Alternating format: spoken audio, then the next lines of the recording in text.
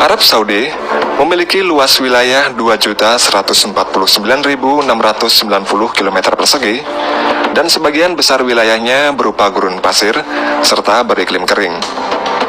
Di antara 19 negara yang tidak memiliki sungai, Arab Saudi inilah yang terbesar.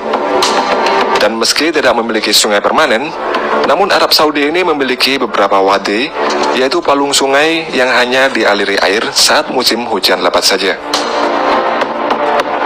Seperti sebagian besar negara di Timur Tengah, Arab Saudi dalam memenuhi kebutuhan air bersihnya, sekitar 50% berasal dari pabrik desalinasi air laut yang dirubah menjadi air bersih. 40% dari hasil pengeboran air tanah, dan 10% lainnya berasal dari air pegunungan yang hanya ada di bagian barat daya Arab Saudi.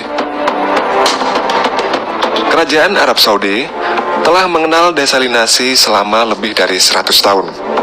Sebelum ditemukannya minyak, kerajaan Saudi baru bergantung pada pendapatan dari haji, dan kebanyakan para peziarah datang menggunakan kapal yang masuk ke pelabuhan Jeddah. Untuk kebutuhan air, mereka mewarisi sistem Ottoman abad ke-19 yang memasok air dari sumur di Al-Waziriyah ke Jeddah sekitar 12 km jauhnya, serta dari kondensor air laut yang berbahan bakar batu bara. Lalu pada 1926, karena jamaah haji dan umroh mengalami kelangkaan air bersih setibanya di Jeddah, Raja Abdul Aziz bin Abdul Rahman Al Saud memerintahkan mengimpor 2 mesin besar untuk desalinasi air laut. Seiring dengan pertumbuhan penduduk yang semakin banyak, pada 1965 didirikan Kementerian Perairan dan Pertanian yang bertugas untuk melakukan analisa kelayakan pembangunan pabrik desalinasi air laut. Setelah itu, dibangun 2 pabrik desalinasi air laut di Al-Waj dan di Duba tahun 1969. Lalu pabrik desalinasi air skala besar di Jeddah yang dapat menghasilkan air bersih 50.000 meter kubik per harinya pada 1970. Kemudian semenjak itu, banyak dibangun pabrik desalinasi air laut di sepanjang pesisir pantai. Dan pada 1974, didirikan Salin Water Conversion Corporation yang disingkat SWCC yang bertugas untuk mengoperasikan pabrik-pabrik desalinasi air laut di Arab Saudi. SWCC mampu menyediakan air bersih untuk Arab Saudi sebanyak 3,5 juta meter kubik dan 3.500 megawatt listrik per hari dari 30 pabrik desalinasi air yang sudah dibangun, serta membangun jaringan pipa air dari desalinasi sepanjang 4.000 km untuk mengirim air ke kota-kota yang berbeda-beda. Fungsi SWCC ini tidak terbatas hanya untuk menghasilkan air bersih dan listrik saja, namun juga membangun pusat penelitian, di mana hasil penelitian ini menjadi referensi utama di dunia dalam teknologi pengembangan desalinasi air laut.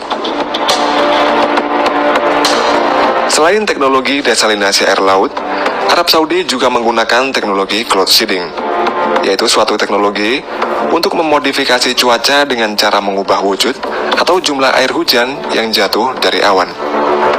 Hal ini dilakukan dengan cara menyebarkan zat yang mengembunkan awan ke udara menggunakan pesawat atau drone, yang mana nantinya akan mengubah proses-proses mikro di dalam awan. Dengan cloud seeding ini, akan dapat meningkatkan hingga 25% lebih banyak curah air hujan yang turun. Dan cloud seeding ini biayanya lebih murah dibandingkan dengan teknologi desalinasi air laut. Selain Arab Saudi, Uni Emirat Arab, Iran, dan Maroko juga menggunakan program cloud seeding ini. Namun cloud seeding ini hanya efektif jika kondisi di area tersebut memiliki banyak awan. Sedangkan dalam hal pertanian, pada tahun 1970 dan 1980-an, pemerintah Arab Saudi berencana ingin menjadi negara yang bisa swasembada pangan sendiri, yaitu dengan cara memodernisasi sektor pertaniannya.